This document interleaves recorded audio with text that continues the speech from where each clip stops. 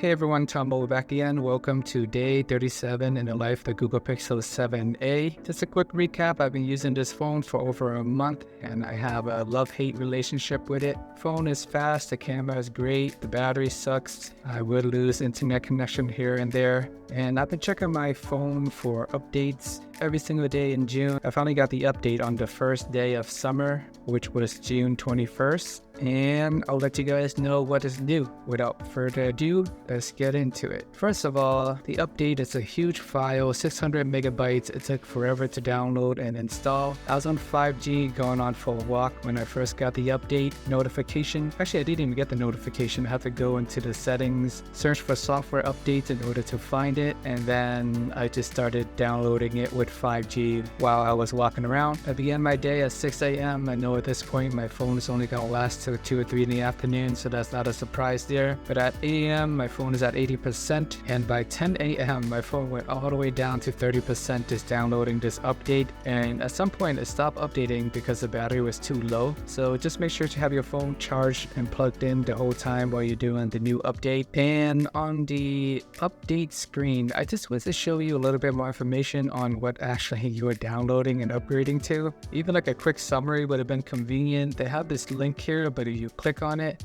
basically it just takes you to the FAQ page instead of telling you what is in the new June update. And so I just scroll around a little bit here to see what is available. It's kind of funny, you see people complaining about the heating, slow charging, poor battery life, so we got a good little chuckle out of that. But anyways, after 5 hours waiting for this phone to was in the middle of recording a video, then all of a sudden an amber alert came through. It actually turned off my video recording. Luckily I was able to catch that, or else I would be talking for the next 10 to 15 minutes and not be recording anything. So anywho, hopefully they find the kid. Glad that technology is available. You guys are unaware what Amber Alerts are. If anytime kids get kidnapped, they will send out an Amber Alert, describe the car that they think is the suspect. So yeah, we're walking around, we see any car that is a potential suspect, remember to report it. Anywho, jumping back to this video, so after 5 hours, I finally got this phone to fully update, and it does bring you to the tips page, which is nice to see. Even though it didn't show you all the new updating features before, they do show you now once it is finally downloaded it and completed.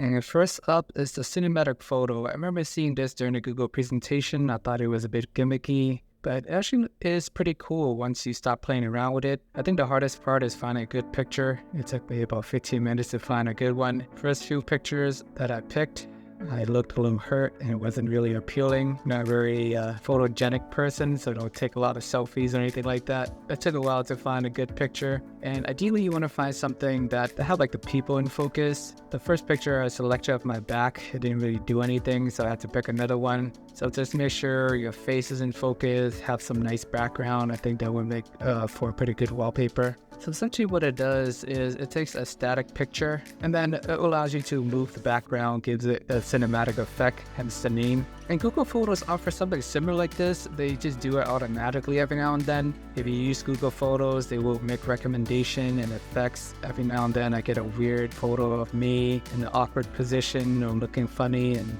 I swear Google is trying to make fun of me or something with some of these features that they're doing. But anyways, now you can use that feature in the wallpaper, and it actually looks very nice. If you tilt the screen, you can see the background move, like the clouds are moving here. It is a little bit harder to tell when you're actually recording it, so here's a screen recording of that if it makes it look any better. My only concern with this new features is probably going to take a hit on the battery life, but hey, the battery is already terrible as is, so how bad can it get, right? So YOLO, we'll take advantage of all these new features and go from there. So next on the list, we got the safety check. It allows you to add an emergency contact. I know previously Google already had the SOS feature, the car detection. You can add all your emergency contact on there, and if you're ever in a dire situation where somebody is about to kill you, you can press your phone 5 times, it will automatically call the police. So that's a pretty cool safety feature, and this is kind of an enhancement to that, not as dramatic, but if you're going on a walk at night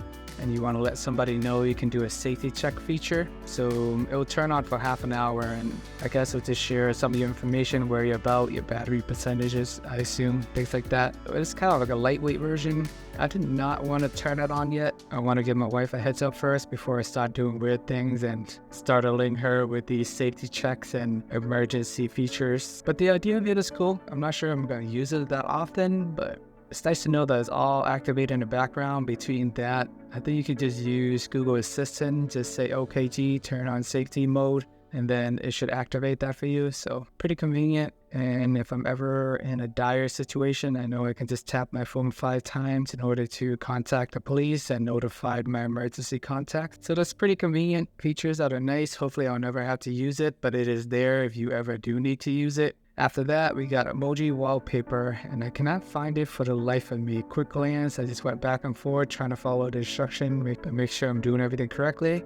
But I do not see the option in my wallpaper. But you know, part of me half didn't really want to find it, because I already spent 15-20 minutes finding a good photo to do my cinematic wallpaper. I'm not going to change it again, because then would if I want to change it back, then I have to end up looking for the photo again. A lot of work, so no emoji wallpaper for me. Maybe I would change my mind at some point. But just in general, I don't really update my wallpaper that often. And after that, we got the new accessibility menu. This feature reminds me of the Samsung sidebar swipe thing. You can swipe this little thing at the corner and have a bunch more shortcuts and options. You can launch different apps and settings. So it's another variant of that. Instead of swiping, you tap on it. It's just like a floating bar. You can drag it around wherever you want. It has shortcut like the volume, power button, screenshot. Okay, at first I was pretty excited about this accessibility feature button thing. New features always seem cool on the surface. If you're navigating around, it's nice to have this little button. You can drag it up and down, left and right, put it wherever you want. And if needed, you can tap on that, down by 4%, volume up. Get a bunch of different options. I think this might be helpful. You have a large screen, but I think on a 6.1-inch screen, you don't really need it. I find that it gets in the way more often than not. Sometimes if I'm playing games such as Pokemon Go, it gets in the way. Or I'm just texting, doing other random things, it gets in the way. And there's really no good place to permanently put it. Right here on Pokemon Go, there's like 5 different things you can interact with on the right hand side. And then here, you can still play around, you're dragging back and forth. Sometimes I find that I click it by accident when I didn't mean to. And so now I'm just gonna go and turn it off. I like the idea of it, but it's not for me. Samsung have the edge swipe features as well. I feel like I interact with that by accident a lot. Whenever I swipe around, I always end up turning it off. I find it more annoying. So you gotta go into the setting, accessibility menu, and then just toggle this off, and then you will never have to see it again.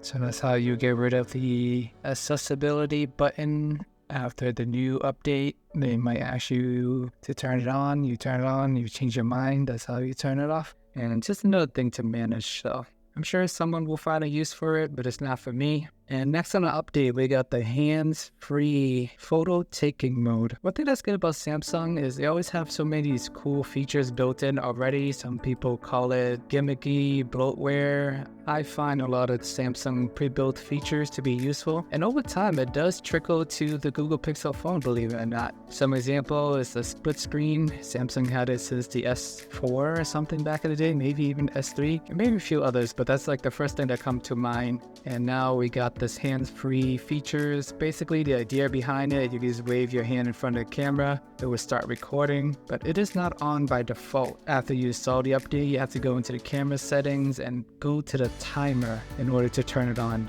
Of all the places, I would not expect the timer to be where I want this thing to activate. I don't know why I can't just activate without the timer. But you know, that's neither here nor there. And some of the other updates for June 2023 that is not relevant to the Pixel 7a, but I do want to point out, is the Google Pixel 7 Pro. You can do macro videos. On the Google Pixel Watch, you do get more updates as well. Me personally, I like the idea of smartwatches, but I never really use them. I don't like having things on my wrist. After a while, style feels uncomfortable, so I stopped using it after a couple days. So no sleep tracking, heart rate monitoring, all that, and blood oxygen level. Do most people even know what to do with all these data? I personally don't, so I guess all these features are nice, but I'm not really into them, or it's not really helpful for me. Maybe you guys might find them to be helpful. Alrighty, I hope you guys find this video to be informative. A lot of times whenever you get new updates, it's hard to tell what is new, what's changing, but I try to make it easier.